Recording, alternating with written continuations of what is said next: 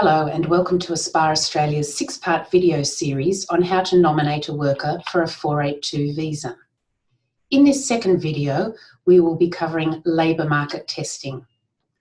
The Australian Government, through the Department of Immigration, allows Australian businesses to sponsor workers for the 482 visa. They must, however, first give opportunities available to Australians. If there are no Australians available, then the overseas worker may be sponsored. And this is proven through labour market testing. Labour market testing applies to all 482 nominations unless an exemption applies. It's certainly worthwhile looking for an exemption if it is available, because labour market testing can be costly and is time consuming. So let's have a look at the three major groups of exemptions. The first is major disasters, which of course will apply in very limited situations. The second relates to international trade agreements, and the third, select occupations.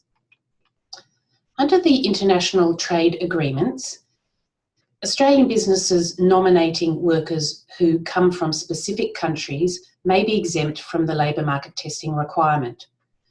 So if we look on the left-hand column, you can see the countries with which Australia has relevant free trade agreements. And along the top, we have the exemptions that are available. So in the first column, employers wishing to nominate a citizen from Thailand, China, or Japan are immediately eligible for the LMT exemption. In the second column, we can see that where there is a national from Chile, Korea, Malaysia, New Zealand or Singapore involved, whether a citizen or a permanent resident, labour market testing exemptions again apply. In the third column, this indicates where the worker is located in one of the mentioned countries and is an employee of a business which is an associated entity to the Australian business. Associated entity refers to the usual definition in the Corporations Act, where there is either a common shareholding or a subsidiary parent relationship. There are also exemptions available for WTO country members, where the provisions as mentioned apply. For example, the nominee is a current employee of the associated entity overseas, is an executive or senior manager, and will be responsible for all parts of the Australian operations. Or the nominee is an executive or senior manager of the overseas business sponsor in the country and will establish new business operations in Australia for that overseas company. And the third option available for WTO members is where there is a citizen of a WTO country who is already working for the Australian sponsor and has been for the past 2 years. If any of those exemptions apply, then labour market testing will not be required. The other group of exemptions applies to select occupations, and this has a range of options within it. If the nominee will earn $250,000 or more in guaranteed annual earnings, LMT is not required. If the nomination relates to the role of medical practitioner or specialist medical practitioner, then LMT again is not required. If the position relates to a person who is required to have an exceptional record of achievement in the field of sport, academia, or as a top talent chef, then again, labour market testing is not required. If the nominee is employed by the associated entity overseas and is now being sponsored to work in the Australian business, labour market testing exemption is available. If the nominee is already working on a 457 or 482 visa, but due to a change in the earnings, whether upwards or downwards, a new nomination is lodged with the Department of Home Affairs, then for that new nomination, labour market testing will not be required. Or where there has been change in structure of the Australian business that requires the new employer to obtain a sponsorship approval from the Department of Immigration, labour market testing is again not required. This means that the nominee who has been working in that existing position can be retained in the role. Finally, under select occupations,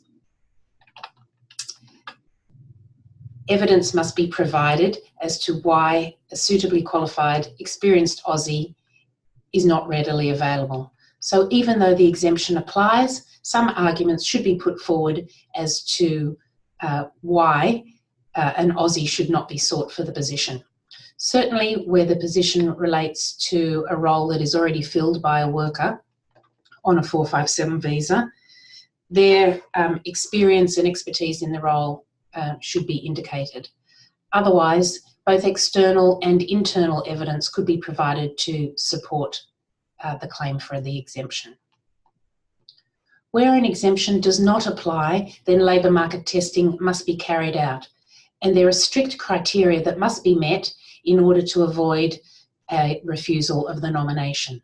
The labour market testing must be undertaken in Australia and must be either placed on an accredited sponsor's website or else advertised through media with national reach.